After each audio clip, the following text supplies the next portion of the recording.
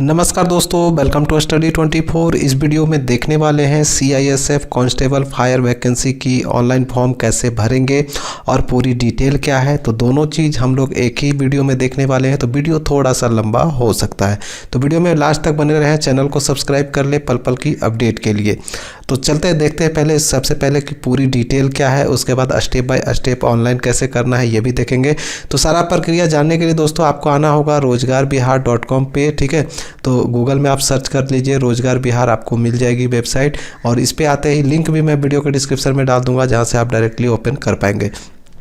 तो ओपन करने के बाद दोस्तों आपको देखिए यहाँ पे जो है आपको ऑनलाइन फॉर्म सेक्शन में सारा प्रक्रिया जो डिटेल है वो मिल जाएगी। देख पा रहे होंगे ये rozgarBihar.com, जैसे ये खोलेंगे आप तो आपको वेबसाइट मिल जाएगी। और वेबसाइट यहाँ पे आने के बाद देखिए नीचे में जो है आपको ऑनलाइन फॉर्म सेक्शन में मिल जाती है फॉर्म, देख सकते हैं CISF constable fire online form 2022।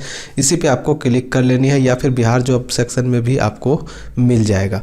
तो दोनों में से किसी पे भी एक पे क्लिक कर लीजिए। मैं यहाँ पे क्लिक कर देता हूँ। क्लिक करते ही आपके सामने पूरी डिटेल भी खुल जाएगी, ठीक है। तो डिटेल देख लेते हैं पहले। तो CISF कांस्टेबल फायर रिक्वायरमेंट 2022 किसके लिए है, तो मैं यहाँ पे बता दूँ सबसे पहले कि ये सिर्फ पुरुष अभ्यर्थियों के लिए है, यानी जो लड़के हैं वही लोग आवेदन कर सकते हैं। इसमें लड़कियां, महिला कैंडिडेट आवेदन नहीं कर सकते हैं, ठीक है। तो CISF constable fire online form सिर्फ मेल कैंडिडेट के लिए है। और यहाँ पे 28 तारीख को ये फॉर्म आई थी और आज से ऑनलाइन शुरू हो चुकी है, यानी 29 तारीख से ऑनलाइन शुरू हो चुकी है। पे लेवल आप देख पा रहे होंगे, अच्छा खासा पे लेवल है। 21,700 से 69,100 रुपये तक का आपको सैलरी मिल सकता है। और यहाँ पे आप देख पा रहे होंगे कि ऑनलाइन स्टार्ट हो चुकी है 29/1/2022 से। लास्ट डेट की बात करें दोस्तों तो 4/3/2022 है। और एग्जामिनेशन फ़ीस जमा करने की लास्ट तारीख है 4/3/2022। और एप्लीकेशन फ़ीस डिटेल यहाँ पे आप देख पा रहे होंगे कि जनरल, EWS और OBC को 100 रुपये लगेंगे। और बाकी जो SC ST और एक्स सर्विसमैन है उन लोगों को कोई भी पैसा नहीं लगेगा। ऑनलाइन मोड से जमा करेंगे पैसा। और यहाँ पे आगे बात करें तो CISF constable fire age limit जो है आप देख पा रहे होंगे 4/3/2022 को कम से कम 18 साल होनी चाहिए उम्र, और अधिकतम 23 वर्ष उम्र होनी चाहिए। वहीं अगर आप SC ST OBC हैं तो SC ST को 5 साल की एक्स्ट्रा छूट मिलेगी, यानी 23 + 5 कर लीजिएगा। और अगर आप OBC हैं तो +3 कर लीजिएगा, ठीक है। तो ये आपका एज लिमिट दिखाया गया है। अब आगे बात करें कि एजुकेशनल क्वालिफिकेशंस क्या है, तो आप देख पा रहे होंगे कांस्टेबल फायर मेल के लिए 1149 सीटें दिखाई गई हैं। और ऑनलाइन जो है ओनली जो है सिर्फ 12वीं पास होना चाहिए। इंटरमीडिएट अगर आप पास हैं तो आवेदन कर सकते हैं। उसके साथ जो है आपका साइंस सब्जेक्ट मांगा गया है। लेकिन अगर आगे सीट डिटेल की, तो सीट आप यहाँ पे देख पा रहे होंगे जनरल के लिए 489 है, EWS के लिए 113 है, OBC के लिए 249 है, SC के लिए 161 सीटें हैं और ST के लिए 137 सीटें हैं। टोटल 1149 सीटें दिखाई गई है। और फिजिकल एफिशिएंसी आप देख पा रहे होंगे कि दिखाया गया है जनरल के लिए। जनरल, EWS OBC कैंडिडेट की हाइट जो है वो 170 सेंटीमीटर होनी चाहिए। और चेस्ट जो है 80 से 85 सेंटीमीटर होनी चाहिए। अगर वही आप ST से आते हैं या आदिवासी कैटेगरी से आते हैं तो आपको 162.5 सेंटीमीटर का आपका हाइट मांगा गया है। और चेस्ट जो है आपका 77 से 82 सेंटीमीटर मांगा गया है। रनिंग जो है, दौड़ जो होगी वो 5 किलोमीटर की रनिंग होगी सभी के लिए, और 24 मिनट में कंप्लीट करना है। वहीं आप यहाँ पे डिटेल से देख पा रहे होंगे और भी देख सकते हैं कि जो पहाड़ी क्षेत्र के लोग हैं उन लोगों को 165 सेंटीमीटर हाइट रखा गया है। और चेस्ट जो है 78 से 83 सेंटीमीटर रखा गया है। और यहाँ पे भी और भी कुछ है तो आप लोग देख लीजिएगा। अब यहाँ पे आगे बढ़ते हैं तो ये आपका आ गया कि एग्जामिनेशन कैसे होगी। तो सबसे पहले आपका फर्स्ट स्टेज में होगा PT, PST और डॉक्यूमेंट वेरिफिकेशन होगी। सेकंड स्टेज में आपका रिटेन एग्जामिनेशन होगा, जो कि कंप्यूटर बेस्ड भी हो सकता है या फिर ऑफलाइन भी एग्जामिनेशन ली जा सकती है। तो तीसरा स्टेज जो है आपका मेडिकल एग्जामिनेशन होगी। और आगे देखते हैं एग्जामिनेशन पैटर्न की बात करें कि आपका परीक्षा में रिटेन टेस्ट में क्या पूछा जाएगा। तो आप देख पाओगे कि पार्ट A में आपका जनरल इंटेलिजेंस से क्वेश्चंस होंगे, जो कि 25 क्वेश्चन होगा, 25 अंक मिलेंगे इसमें। और पार्ट B में आपका जनरल नॉलेज से और अवेयरनेस से क्वेश्चंस होगा, जो कि आपका 25 क्वेश्चन 25 अंकों के लिए होगा। और एलिमेंट्री मैथमेटिक्स जो होगा 25 और 25 अंकों की ली जाएगी। हिंदी या अंग्रेजी की परीक्षा आप दे सकते हैं, दोनों में से कुछ एक को, जिसमें से आप देख पा रहे होंगे 25 अंकों के लिए ली जाएगी और 25 क्वेश्चन आपसे पूछे जाएंगे। 120 मिनट का टाइम दिया जाएगा। तो 2 घंटे की समय आपको दी जाएगी और इतने क्वेश्चन आपसे जो है पूछे जाएंगे, 100 क्वेश्चन पूछे जाएंगे। वहीं बात करें कि स्टेट वाइज अगर आप देखना चाहते हैं कि आपके स्टेट में कितने सीटें हैं कौन सी कैटेगरी में, तो वो आप इसको देख लीजिएगा अपने अपने स्टेट वाइज, ठीक है। अब यहाँ पे नीचे आते हैं तो आपको लिंक मिल जाएगी ऑनलाइन करने के लिए। अप्लाई ऑनलाइन के लिए लिंक यहाँ पे दिखाया गया है, बस इसी पे आपको क्लिक करके ऑनलाइन कर सकते हैं। तो चलिए क्लिक करते हैं और ये डायरेक्टली आपका लॉगिन पेज खुल गया, देख सकते हैं। और यहाँ पे नया रजिस्ट्रेशन के लिए आपको click here for new registration पे क्लिक करनी है। तो मैं यहाँ पे क्लिक कर देता हूँ और यहाँ पे कुछ डिटेल्स जो है आपको भरनी है, जैसे कि नाम आपको भरना है।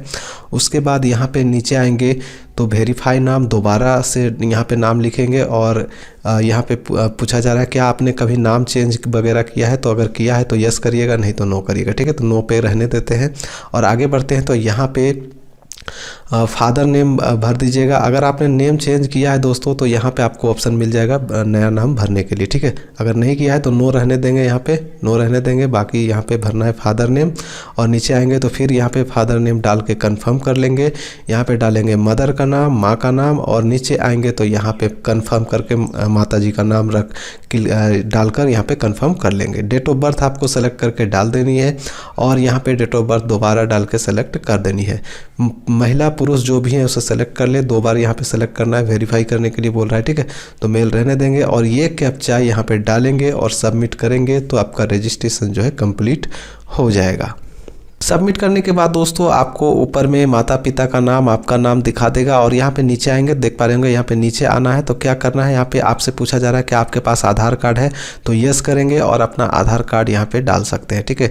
यस करने के बाद यहाँ पे आधार नंबर डाल देंगे, फिर दोबारा आधार नंबर डाल के वेरीफाई कर लेंगे और यहाँ पे नीचे आएंगे। अगर आप आधार कार्ड नहीं देना चाहते हैं दोस्तों तो नो करेंगे और यहाँ पे आप अपना वोटर कार्ड वगैरह दे सकते हैं, ठीक है। कौन सा कार्ड देना चाहते हैं उसका कार्ड दीजिएगा, कार्ड का नाम लिख दीजिएगा, जैसे वोटर कार्ड या पैन कार्ड या ड्राइविंग लाइसेंस वगैरह लिख के यहाँ पे उसका कार्ड का नंबर यहाँ पे डाल सकते हैं। फिलहाल मैं आधार नंबर ही रहने देता हूँ, यहाँ पे यस करते हैं और यहाँ पे आधार नंबर डाल देंगे और यहाँ पे डाल के कंफर्म कर लेंगे। डालने के बाद यहाँ पे नीचे आएंगे तो आपकी कम्युनिटी सेलेक्ट करनी है, जनरल SC ST जो भी है आप यहाँ पे सेलेक्ट कर लीजिएगा। तो मैं यहाँ पे SC पे क्लिक कर लेता हूँ ताकि जो है पेमेंट फीस मुझे ना देना पड़े, ठीक है। अब यहाँ पे फिर से SC कर देते हैं और यहाँ पे आगे बढ़ते हैं। तो यहाँ पे पूछा जाता है आपसे रिलीजन, ठीक है, कम्युनिटी रिलीजन माइनॉरिटी वगैरह है तो यस करिएगा, नहीं तो नो करिएगा। तो यहाँ पे मैं नो रहने देता हूँ, ठीक है। और यहाँ पे इंडियन रहने देंगे और यहाँ पे आपसे पूछा जाता है क्या आप दिव्यांग है, विकलांग हैं, तो अगर यस करिएगा तो यहाँ पे यस होगा, नहीं तो नो रहने दीजिए, मैं नो रहने देता हूँ।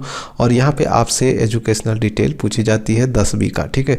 तो 10वीं का कौन सा बोर्ड था तो यहाँ पे डाल दीजिएगा, जैसे कि मैं यहाँ पे डाल देता हूँ। अगर मैं बिहार का बात करूँ तो यहाँ पे डाल देते हैं इस तरीके से।